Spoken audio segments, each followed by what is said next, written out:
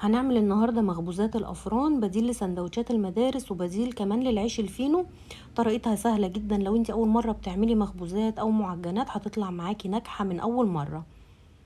والمقادير إن شاء الله موجودة في المطبخ، تعالوا بينا نشوف الطريقة والمقادير، وطبعا تنفع في اللانش بوكس وكمان للفطار الصبح.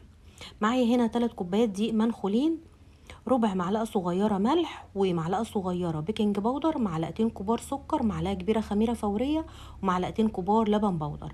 هنزل بيهم على ال3 كوبايات دي واقلب كويس قوي.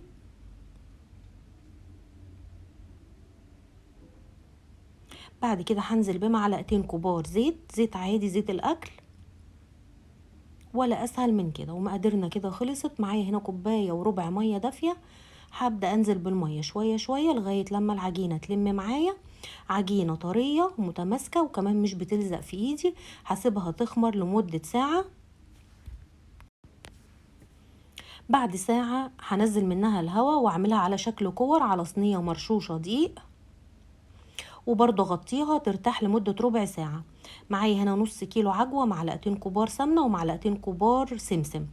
انا سخنت العجوة في الميكروويف على دقيقة. لو مش متوفر خالص ميكروويف، في المقلاية كده على نار هادية جدا بمعلقتين السمنة ابدأ اسيح العجوة لغاية لما تسيح معايا خالص وتبقى طرية. وده شكل العجينة بعد ما ارتاحت. باخدها المها تاني كده في ايدي بس علشان تنعم معايا، وبعد كده ابدا افردها واشكلها على طول. عجينه ولا بتلزق ولا اي حاجه، وطريه جدا.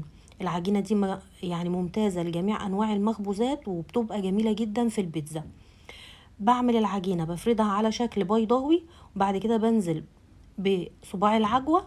مبططش قوي، بس اهم حاجه بقفل كويس قوي، وبعد كده اقلبها وارجع اديها تبطيطه خفيفه علشان تديني الشكل الطويل ده او شكل رغيف العيش الفينو. نعمل كمان واحدة مع بعض.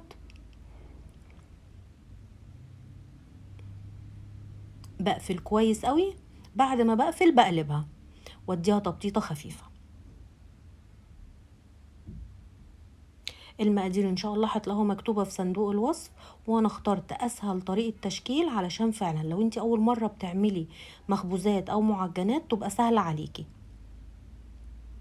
والمقادير زي ما انتوا شايفين سهلة جدا، وان شاء الله هتبقى موجودة عندك في المطبخ.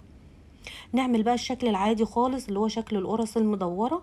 بقفل كويس خالص واقلبها واديها برضو تبطيطة، وبكده بقت القرص معايا جاهزة، او المعجنات او بديل لسندوتش المدرسة.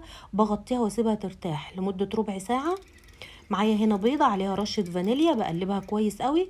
وبمسك موس كده واعمل فتحات في المخبوزات بتاعتي، او بسكينة حامية، بس هي السكينة بتعصلك شوية فالموس بيبقى سهل. ببدأ ادهن وشها كلها بالبيضة. والبيض ده لو اتبقى معايا بحطه في علبة واشيله في الفريزر لمرة تانية بعمل فيها معجنات او مخبوزات. وبعد كده بحط رشة سمسم من فوق الوش. وبكون هنا مسخنة الفرن، لازم ادخلها على فرن حامي جدا بتقعد لمدة ربع ساعة. وده شكلها بعد ما طلعت. بغطيها على طول وهي سخنة علشان تفضل طرية معايا. بعد ما بتبرد خالص زي ما انتوا شايفين نتيجتها تحفة وممتازة، وطريقة خبزها حلوة قوي. لما بتبرد خالص بقى بحطها جوه كيس واحتفظ بيها في علبة او في الفريزر. بجد حلوة وسهلة، وهتنجح معاكي من اول مرة.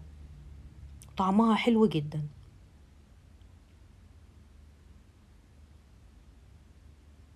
جربيها ان شاء الله هتعجبك، والف هنا.